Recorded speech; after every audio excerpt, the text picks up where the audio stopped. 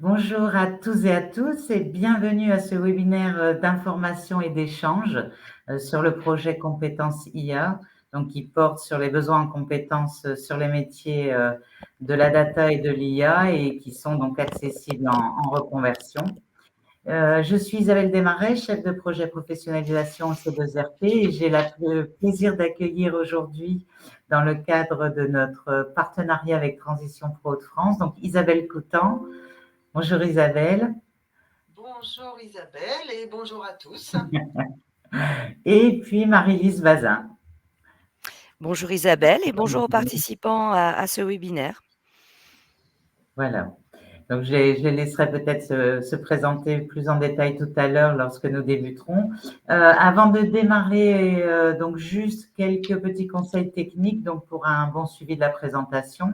Au centre de votre écran, donc tout en bas, vous avez un certain nombre de pictos, dont le picto affichage pour vous permettre un affichage plus important et puis qui vous permettra donc de mieux suivre la présentation.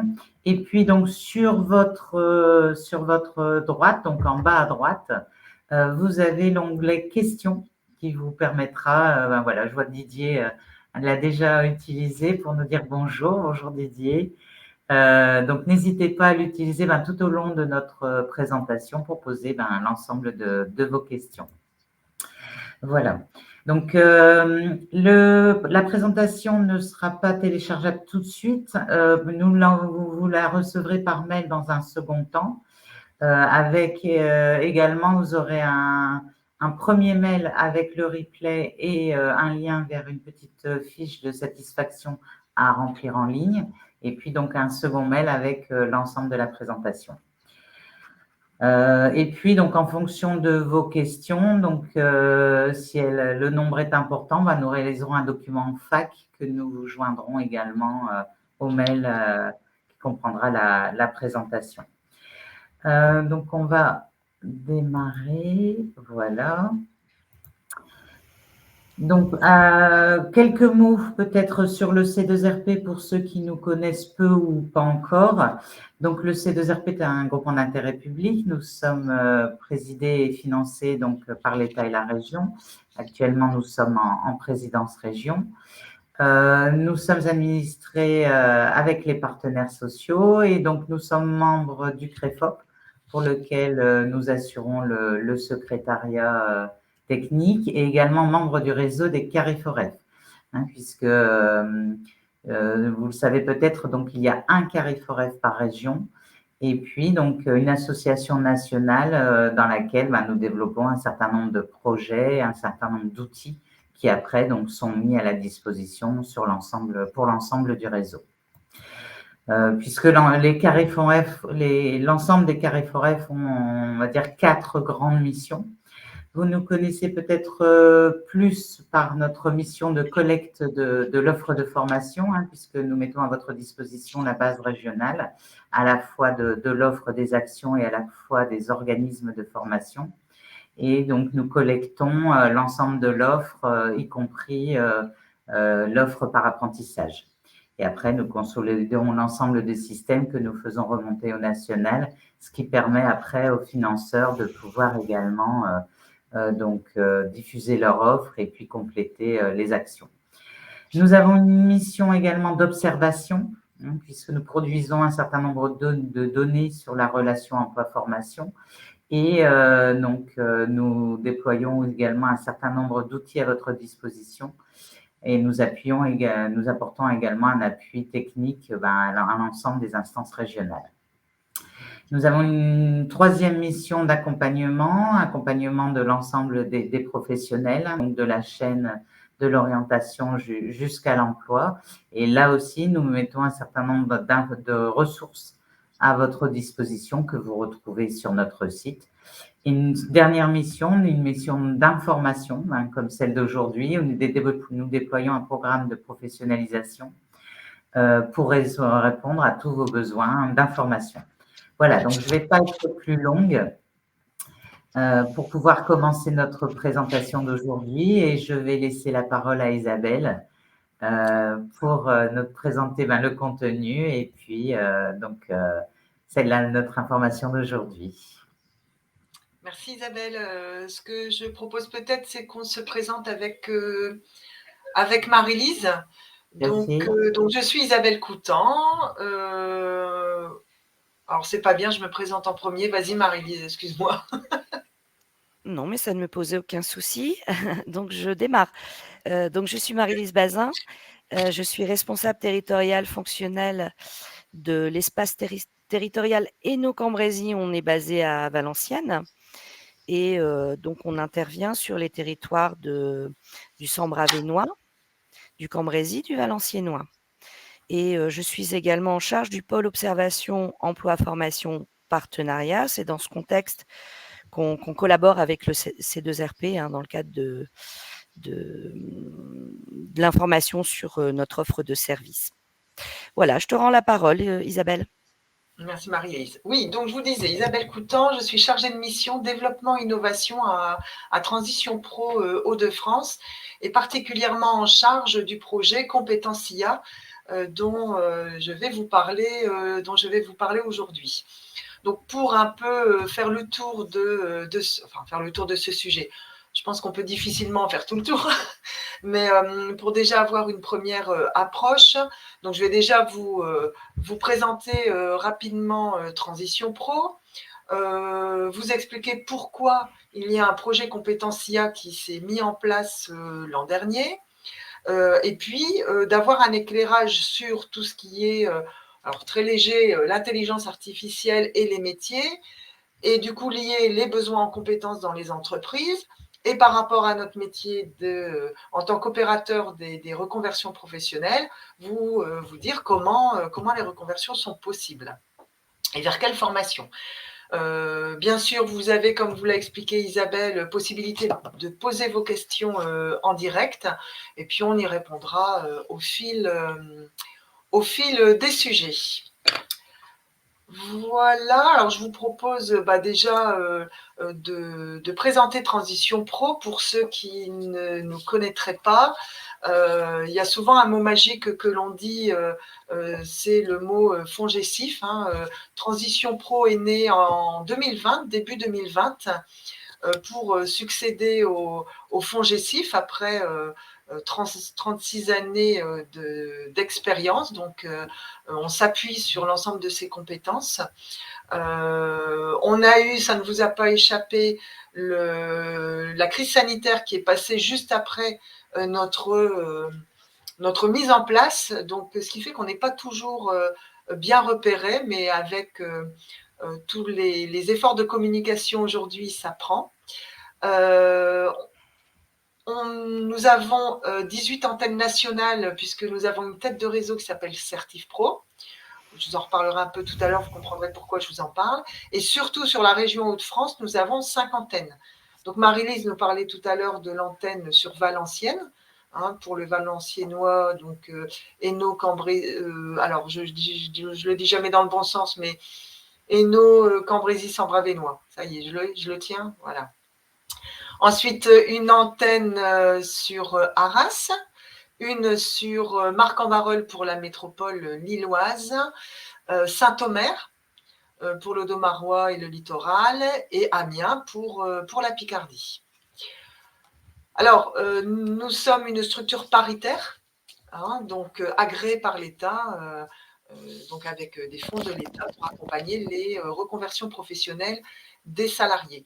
Alors, on n'a pas juste changé de nom en 2020, il y a aussi les missions qui se sont élargies, des dispositifs qui ont changé de nom et changé aussi sur certains aspects. Pour vous rebalayer les différents dispositifs que nous proposons en termes de financement ou pas d'ailleurs, alors je vous propose de les rebalayer, même si ce n'est pas l'objectif de ce webinaire, mais parce qu'on va en parler un peu tout à l'heure. Donc le projet de transition professionnelle, un outil à la main du salarié pour lui permettre de se former pour changer de métier sur un nouveau projet. La VAE, que l'on finance à nouveau donc sur un forfait d'accompagnement.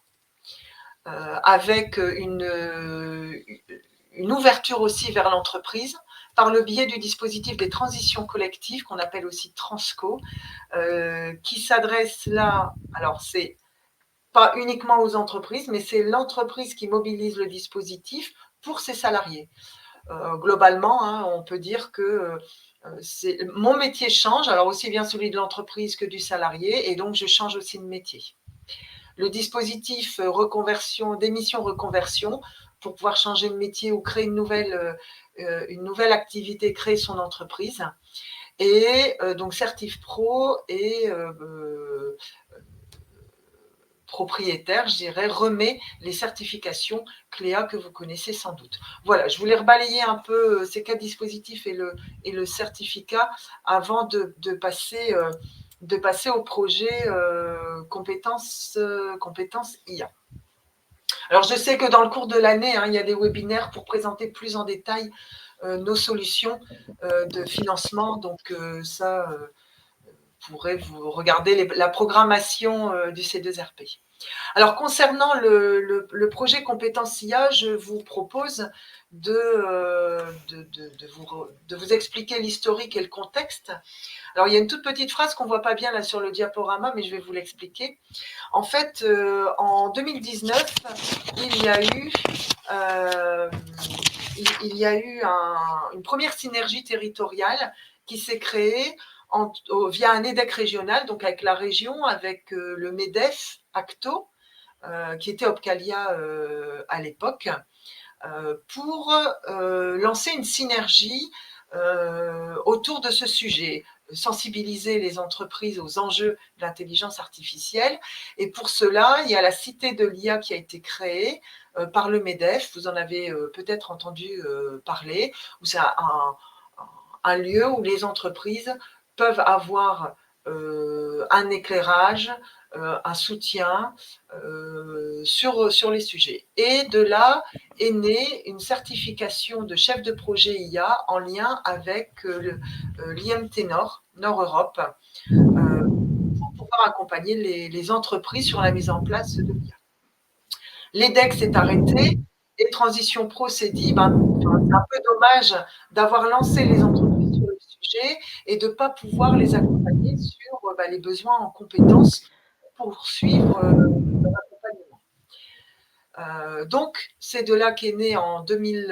Alors, la convention a été signée avec l'ADRETS en fin 2021 pour pouvoir accompagner les entreprises qui se sont lancées dans la démarche. Alors, compétences IA, l'idée, c'est de pouvoir, je vous le disais, répondre aux besoins en compétences sur les métiers de la data et de l'IA en finançant les reconversions des salariés. Donc, on est en copilotage avec l'ADRETS et on a comme objectif de pouvoir, sur un projet de 4 ans, former 50 salariés par an et mobiliser également les entreprises. Donc, on est à 200 salariés formés sur l'ensemble du projet sur 4 ans et de mobiliser aussi 200 entreprises. Donc, 2022 a été la première année de lancement, puisque la convention signée fin 2021. Moi, je suis arrivée début janvier 2022 pour lancer ce projet. Donc, une première année de lancement. L'idée était déjà de mobiliser les acteurs sur le projet et on a déjà des premières réalisations que je vais vous présenter. Alors, nos acteurs majeurs sont, en fonction de nos actions, alors je vais plutôt vous présenter les actions et vous en parler autour de cela.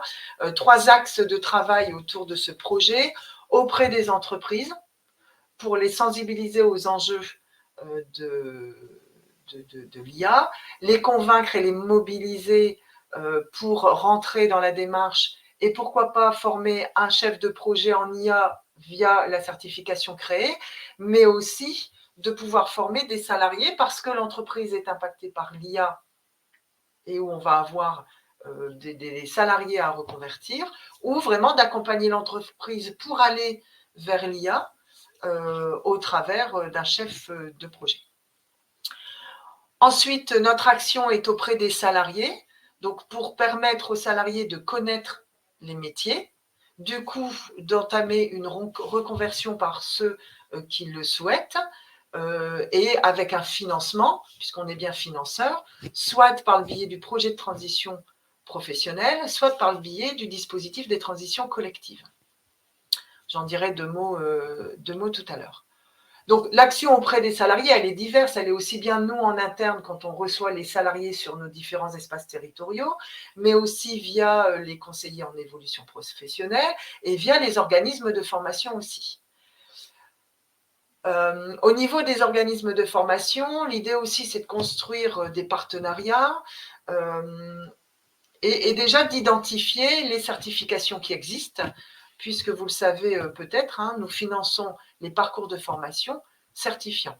Donc, moi, je me suis attachée à rencontrer un certain nombre d'organismes de formation, à les repérer au travers du répertoire national des certifications professionnelles, donc les organismes qui proposent des formations data, IA ou même sur la conception d'applications, qui est déjà un premier élément vers la data et l'IA. Donc, voilà un peu les trois axes de ce projet aujourd'hui. Alors, je ne sais pas s'il y a des questions qui ressortent à ce stade. Marie-Lise, n'hésite pas à m'interrompre. Alors, il y a des questions sur le dispositif auxquelles j'essaie de répondre au fil de l'eau, et on a une question intéressante, mais je pense qu'on l'abordera sur la partie concernant les métiers et les compétences liées au projet IA. Donc, on l'abordera plus tard. On la garde au chaud. Je la garde au chaud. Parfait. Alors, qu'est-ce qu'on a réalisé depuis début 2022 à Transition Pro Hauts-de-France ?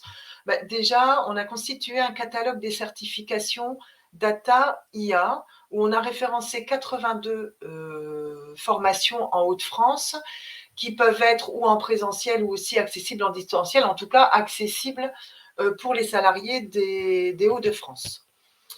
Alors, je suis en train de regarder parce que je ne pense pas que j'en reparle après. Donc, Ah si, j'en reparle un peu après. Donc, je n'en parle pas tout de suite. Je fais un peu de teasing sur ce catalogue. Transition Pro est adhérente et active à la Cité de l'IA. Je fais partie du groupe de travail RH.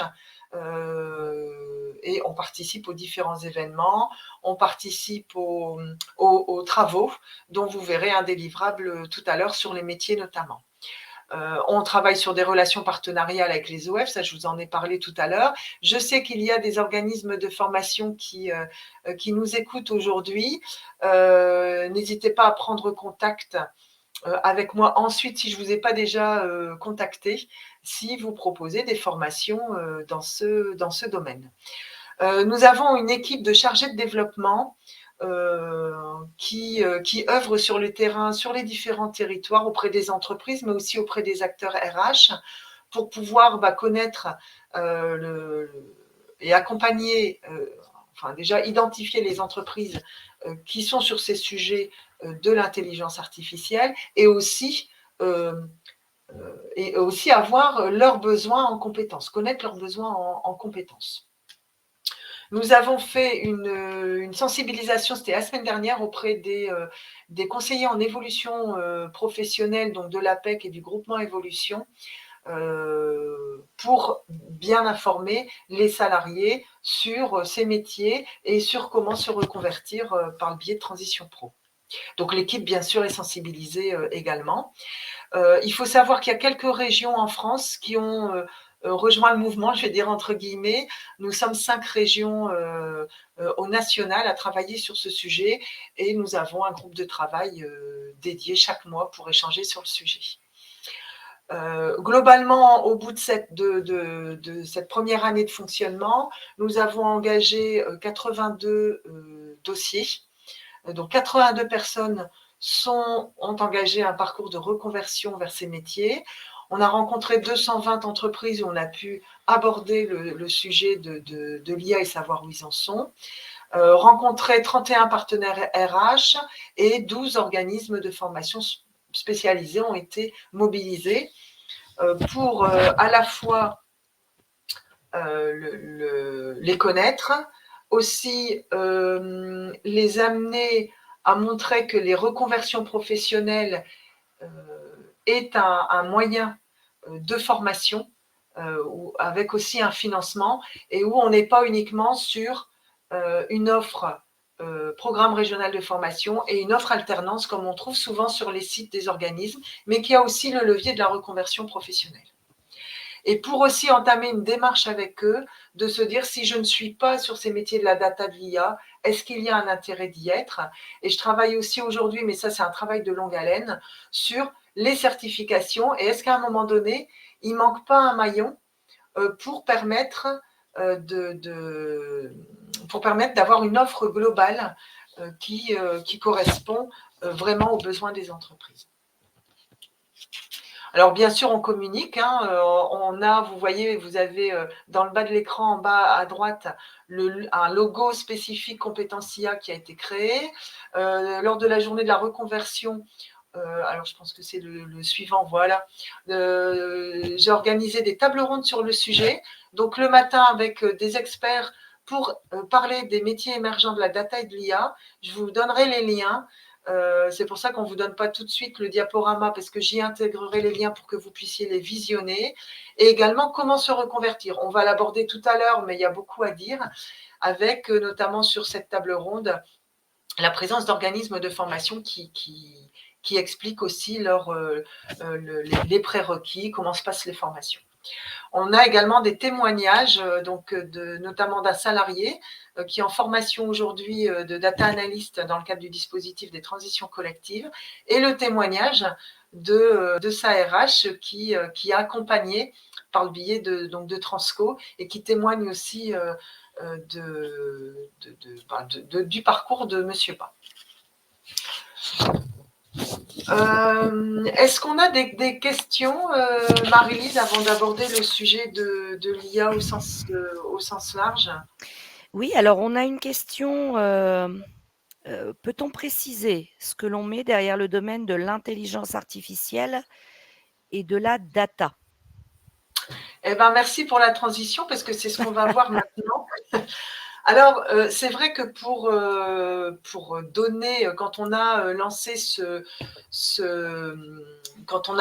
projet Compétence IA, bah, vous pensez bien qu'on s'est dit, bah oui, mais on met quoi derrière?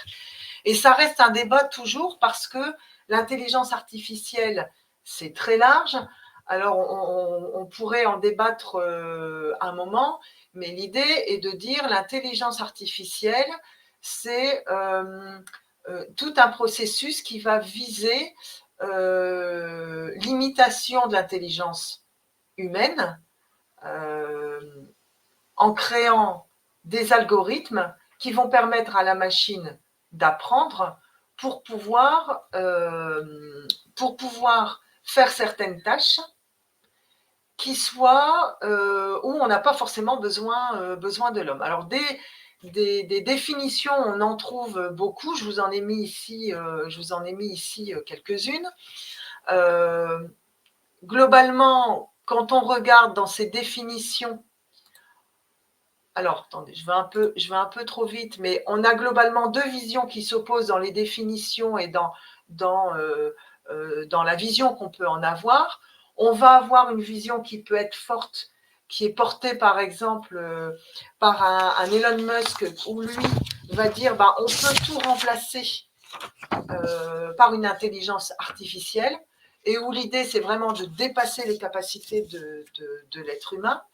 Et on a une vision de l'intelligence artificielle plutôt, on va dire, faible, qui est la vision de Bill Gates, de Microsoft, qui est de dire on peut imiter, mais on n'arrivera jamais complètement à le faire, puisqu'il y a des compétences et des capacités que n'aura jamais la machine. Voilà, donc derrière, alors ce qu'on s'est défini comme définition, c'est le cas de le dire, à Transition Pro, c'est de dire on est sur de l'IA, mais aussi la data, parce qu'il n'y a pas d'intelligence artificielle sans maîtrise des données. L'intelligence artificielle, c'est d'amener une machine à avoir une réflexion au travers d'algorithmes, et ces algorithmes sont nourris par des données. Donc, c'est pour ça qu'on parle plutôt de data et d'IA. Dans les reconversions qu'on a financées sur 2022, on y a intégré aussi cette année tout ce qui était conception et développement d'applications, en se disant que dans une entreprise, déjà pour pouvoir capitaliser des données avant d'aller vers l'IA, on va déjà chercher à collecter des données. Alors, pour revenir sur l'intelligence artificielle, pour faire un point rapide, parce qu'on a toujours l'impression que l'intelligence artificielle, ça date d'il n'y a pas très longtemps. En fait, il faut savoir que l'intelligence artificielle et les premiers tests avec des machines, ça date quand même des années 50. Alors, je ne vais pas vous faire le détail ici, mais vous avez quelques dates avec quelques innovations et quelques systèmes qui ont été créés.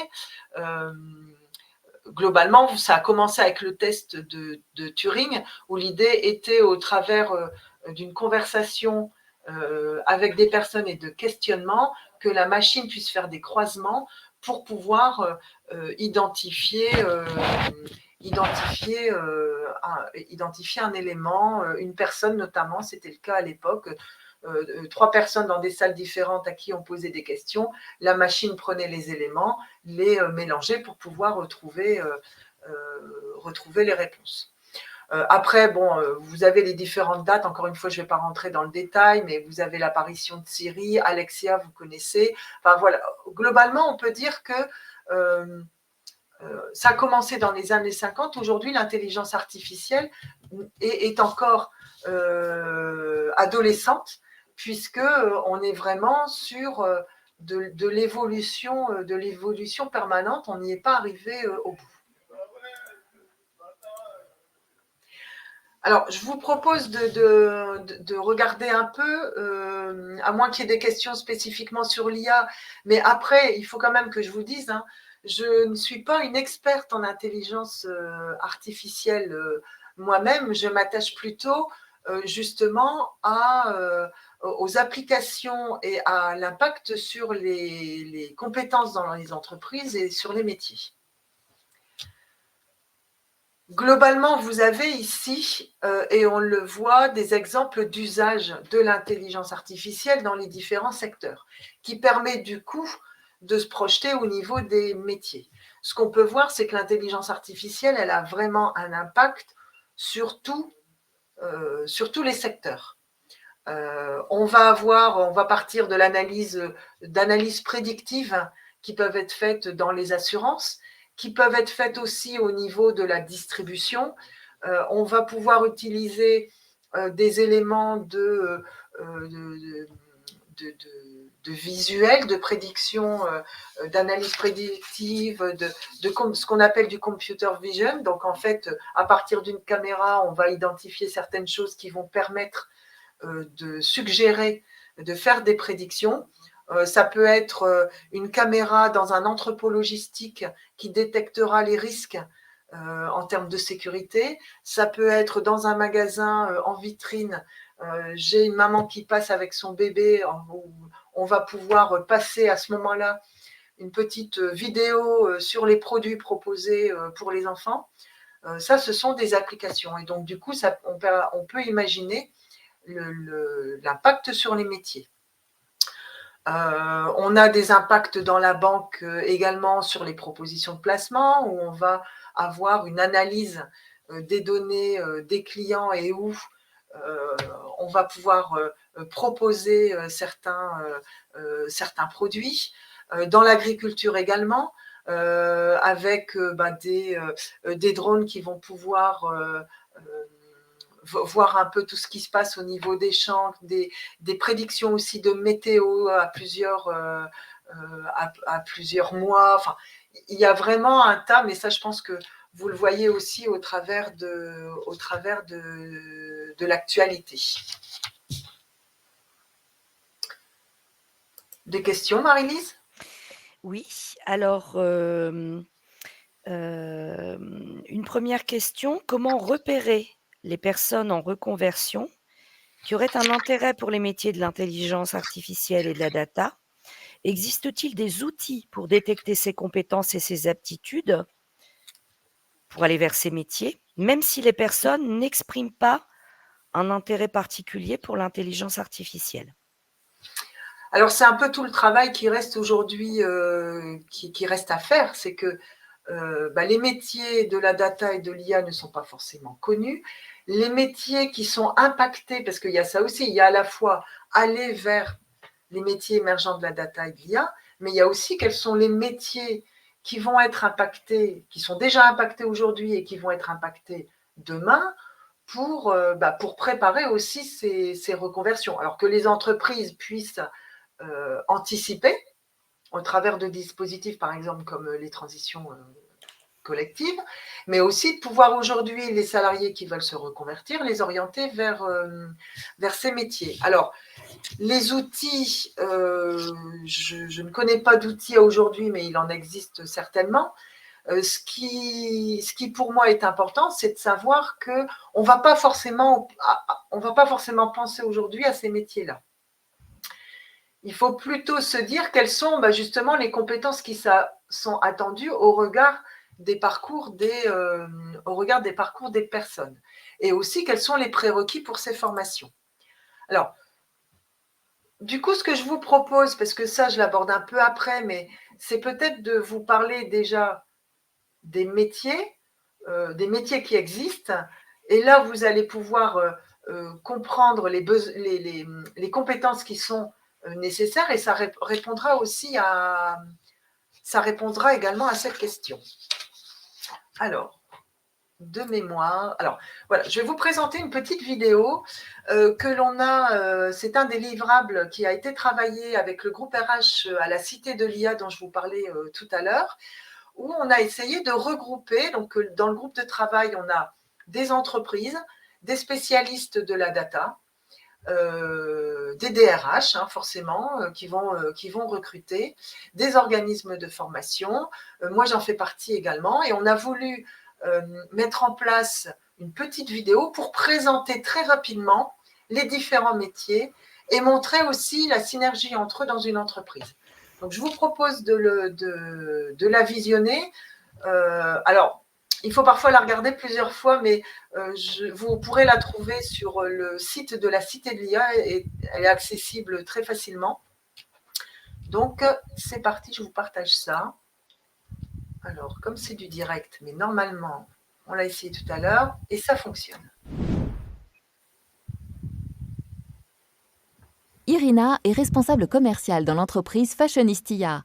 Elle essaie de suivre le développement de son portefeuille pour les régions où elle intervient. Mais la seule source de données dont elle dispose est un tableau de valeur brute, qui est parfois difficile à interpréter. Elle a bien essayé avec Excel, mais extraire les données, les compiler et mettre à jour les graphiques lui prend un temps fou. Irina décide donc de se tourner vers Aurélien, qui est data analyst chez Fashionistia. Il lui propose d'utiliser une plateforme de visualisation qui permet de générer des graphiques en temps réel, accessibles et partageables dans l'entreprise. Un vrai gain de temps pour tout le monde. Aurélien, notre data analyst, s'assure que les données qu'il utilise sont les bonnes. Il se tourne donc vers Michel, data engineer, dont le rôle est de développer les flux de données et de les préparer pour leur analyse.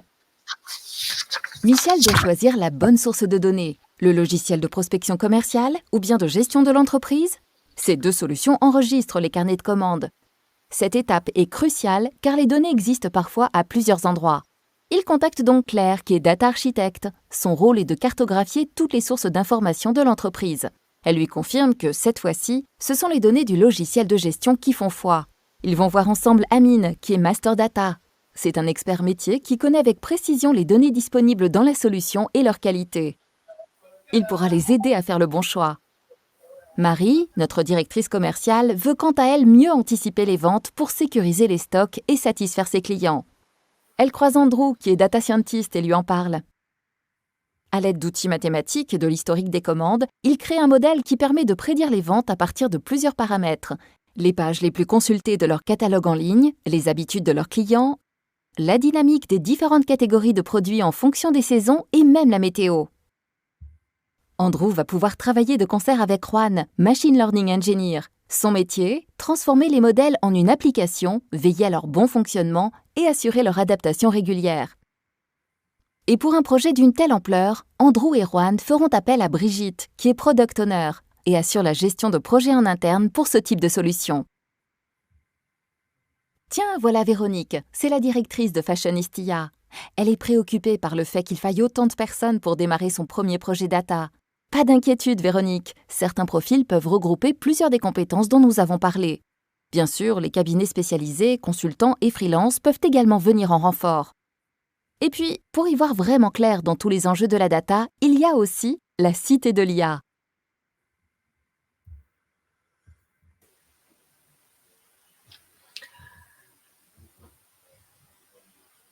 Voilà, alors comme vous le voyez, il y a beaucoup de métiers qui sont décrits. Je pense que ça vaut mieux que globalement tous les discours. C'est vrai que vous pouvez, enfin c'est vrai, oui, vous pouvez, vous m'entendez? Oui? Oui, tout à fait. Oui. Ah, tout va bien, j'avais l'impression Oui. que…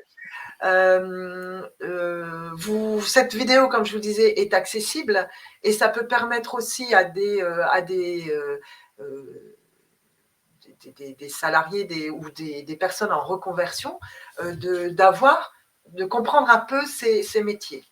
Ce que l'on voit au travers de l'ensemble du descriptif qui a pu être donné, et pour avoir rencontré pas mal d'organismes de formation, il y a un tel besoin sur ces métiers qu'aujourd'hui, alors tout dépend des formations, on en parlera tout à l'heure, mais une des compétences importantes, c'est d'être à l'aise avec les chiffres, d'avoir une logique pour comprendre justement tous les algorithmes. Alors après, tout dépend des métiers, bien sûr. On va avoir un chef de projet IA où là, forcément, il y a la gestion de projet qui entre en ligne de compte.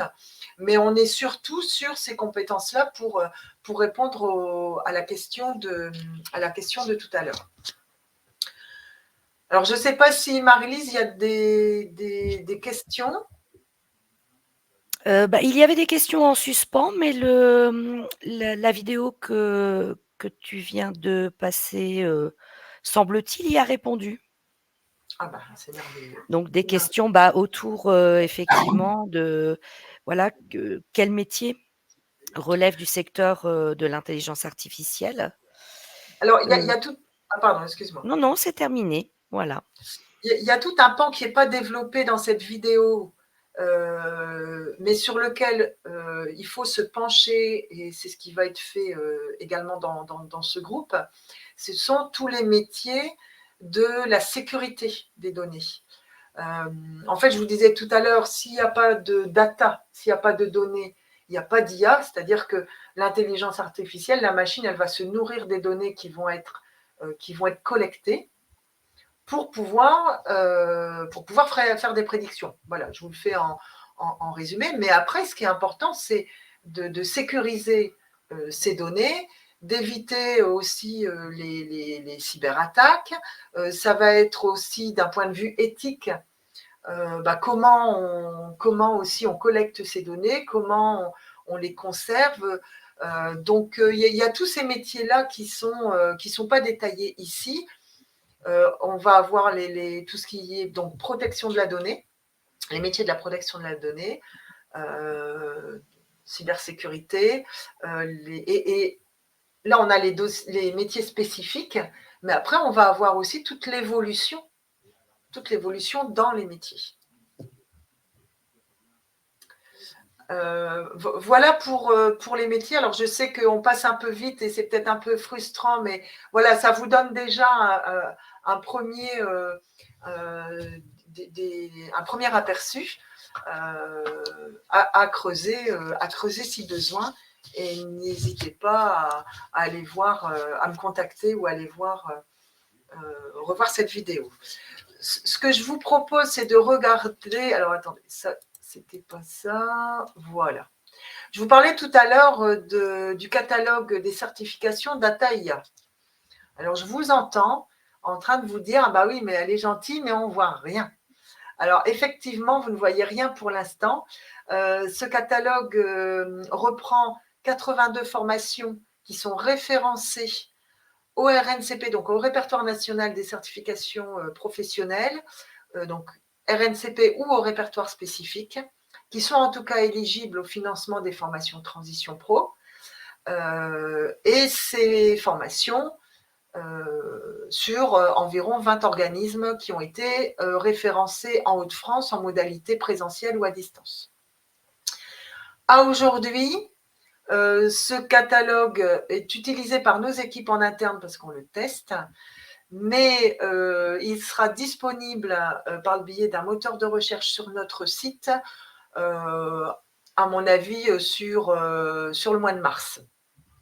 Donc, vous pourrez aller voir sur notre site et en tapant, par exemple, protection de données, vous aurez les certifications et où elles sont dispensées en région Hauts-de-France. Donc, on est bien sur les certifications. Vous voyez, alors oui, non, vous ne voyez pas, mais je sais pas, vous voyez ma flèche ou pas? Non, vous ne la voyez pas? Non. Isabelle, vous ne voyez pas le… globalement… Non, on ne voit rien. Vous ne voyez rien. Alors, je vous l'explique. On va retrouver l'intitulé des formations. On y retrouve forcément la fiche RNCP sur laquelle on peut accéder tout de suite et qui reprend l'ensemble des compétences, les certificateurs, les organismes de formation en Hauts-de-France et notamment le lien vers les sites Internet. Alors, on ne rentre pas dans le détail. Le but, ce n'est pas d'avoir une fiche signalétique de toutes les formations parce qu'en termes de mise à jour, ce serait énorme, mais déjà la liste et les liens vers les organismes de formation. Donc, voilà ce qui arrive prochainement. Donc, je vous invite à partir de début mars de venir voir un peu ce qui se passe sur notre site pour pouvoir l'utiliser et que ça puisse vous aider aussi dans le conseil au public. Des questions, Marie-Lise? Pas de nouvelles questions, Isabelle. Nouvelle question. Alors, du coup, pour revenir un peu sur… parce que on parle de reconversion, mais quelle solution de financement peut apporter Transition Pro?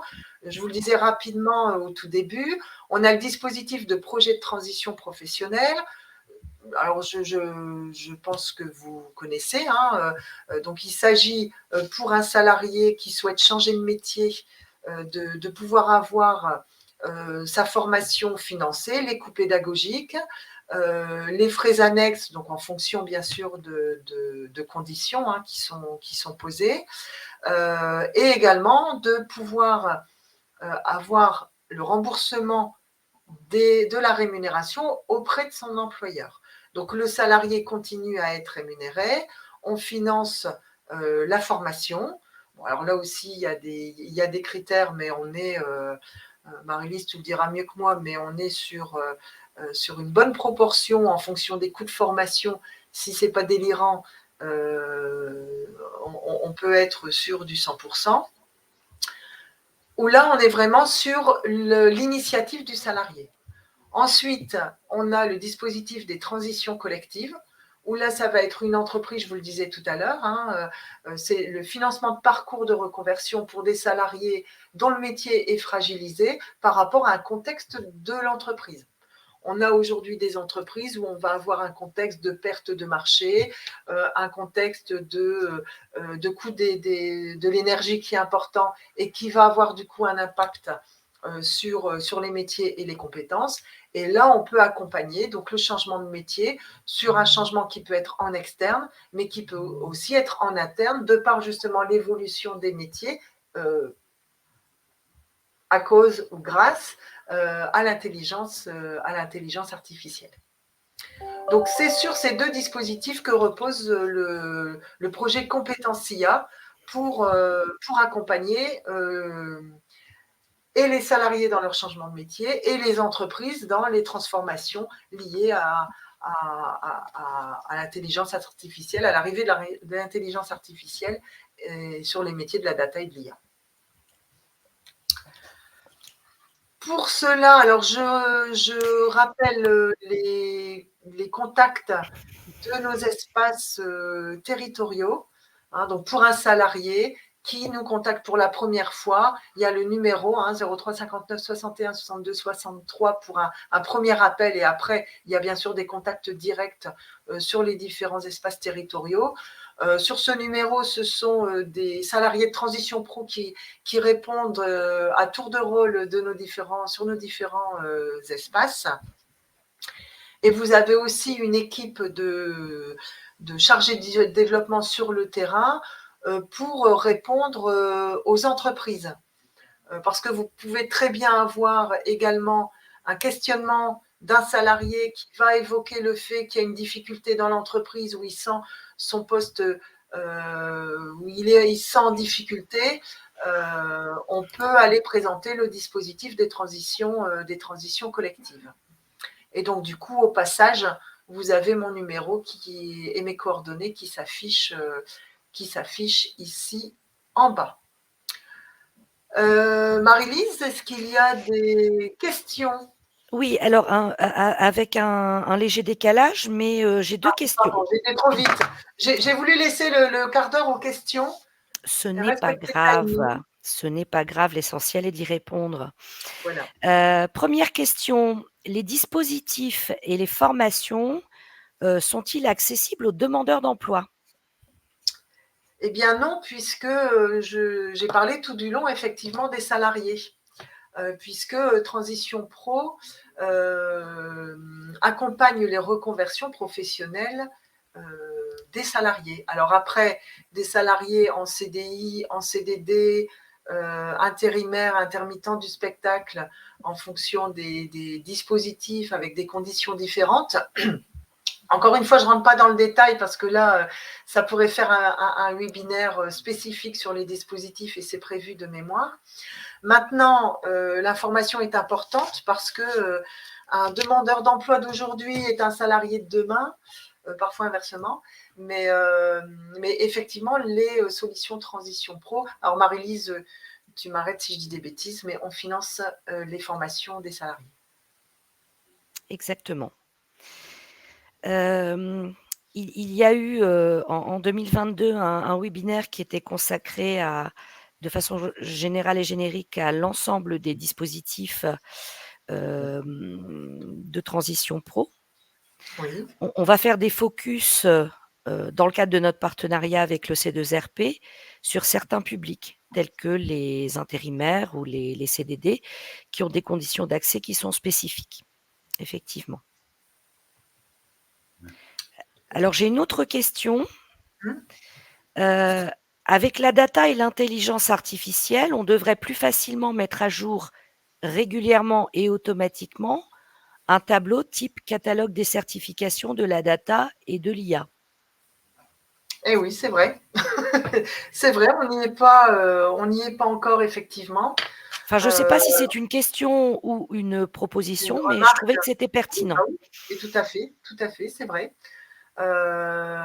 Après, il faut, tiens, c'est peut-être une proposition à faire, mais oui, il y a moyen, on peut tout faire de toute façon. À partir du moment où on collecte les données, on met en place un algorithme qui permet d'aller chercher les infos et de décrypter, oui, c'est tout à fait possible. Donc avant cela, il faut qu'on recrute un data analyst chez Transition Pro. Exactement. Donc, on va faire la proposition juste après. Mais oui, effectivement, on peut, dès lors où on cherche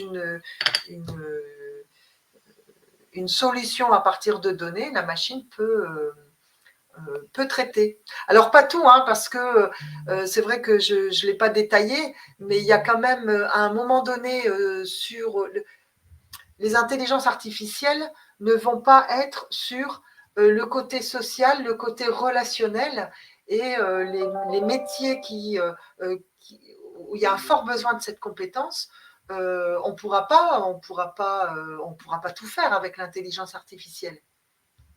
Ça, c'est évident. Donc, voilà, il faut faire attention à ça. On ne peut pas tout remplacer. Tu as une autre question, Marie-Lise? Alors, une autre question, mais qui est plutôt destinée à Isabelle Desmarais. Oui, justement, je l'ai lu et puis Voilà. je suis en train de rechercher donc le lien pour donc vous mettre, puisque donc suite à cette présentation de l'ensemble des dispositifs donc mis en œuvre donc par Transition Pro, donc on a donc fait sur notre site une page replay où vous allez pouvoir retrouver à la fois donc le webinaire et l'ensemble de ces documents. Donc là, je suis en train de prendre le lien pour vous le mettre dans le chat.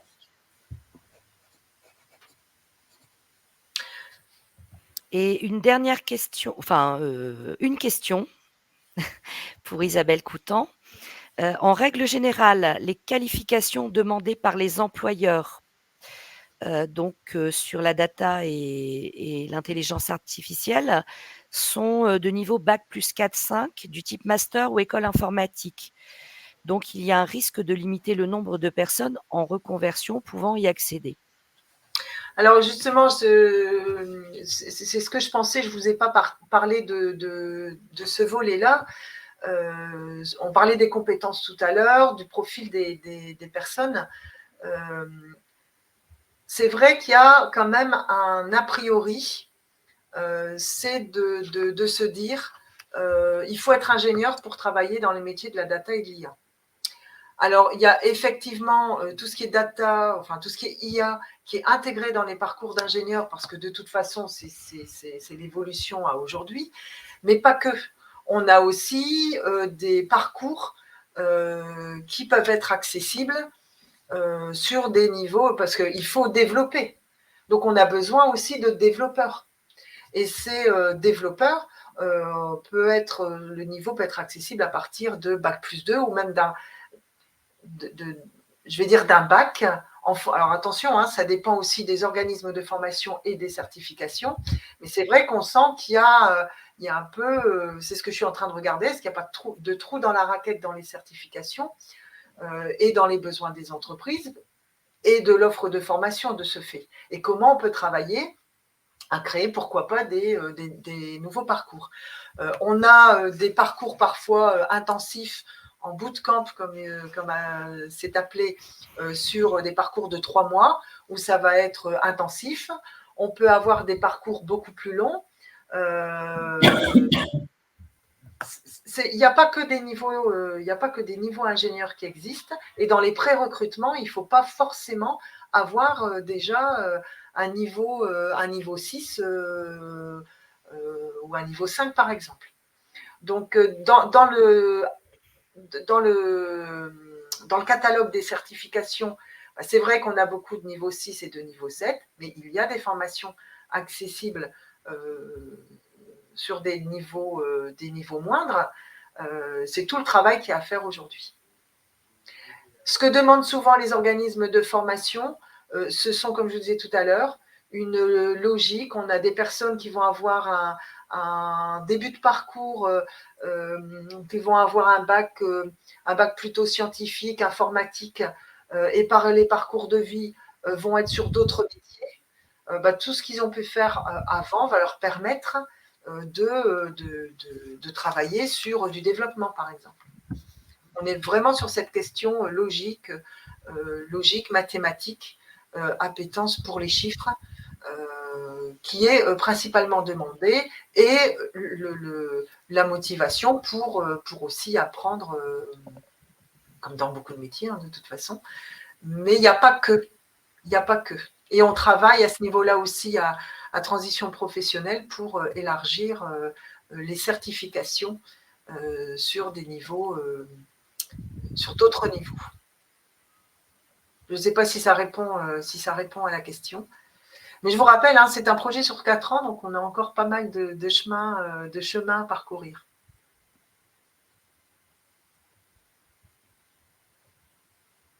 Je ne sais pas s'il y a des remarques. des Alors, questions. il n'y a plus de Oui. questions à proprement parler, mais là, il y a quelqu'un qui a posté une information au sujet d'une expérimentation POEI longue durée qui a eu lieu en 2017-2018 pour des postes dans le numérique et les métiers du digital, avec des résultats non concluants. Donc 2017-2018. À 2017-2018. Oui. Donc, résultat non concluant, j'imagine qu'il n'y a pas eu d'embauche à l'issue. C'est une information. Bon, il faudrait avoir l'étude. Oui. D'accord. Mais Okay. bon. Oui, pardon. Tu restes à la disposition de toute personne qui souhaitera en échanger avec toi. Oui, bien sûr. Bien sûr. Je n'ai pas parlé au niveau des besoins aussi des entreprises. Il y a maintenant davantage de data analystes, de data scientistes qui arrivent sur le marché. Aujourd'hui, les entreprises réclament à corps et à cri des data engineers. Donc voilà, ça commence, ça avance sur les besoins. Maintenant, il y a vraiment, ça s'arrache les profils en sortie d'école. Et l'idée pour nous est de dire que il n'y a pas que les. Alors bien sûr, hein, il faut pouvoir recruter en sortie d'école, mais il y a aussi, face à ce besoin important, les reconversions professionnelles avec des personnes qui ont déjà aussi un background au niveau de la connaissance de l'entreprise et aussi de certains postes, par exemple, quelqu'un qui est en marketing, qui peut travailler, faire une formation de data analyst qui va être forcément appliquée au marketing. Donc, ça peut être aussi des reconversions, mais tout en restant dans le même, sur certains mêmes sujets. Voilà, on pourrait dire beaucoup de choses. C'est vrai que c'est un peu frustrant, mais je vois l'heure qui tourne. N'hésitez pas en tout cas à m'envoyer vos questions si besoin, me contacter.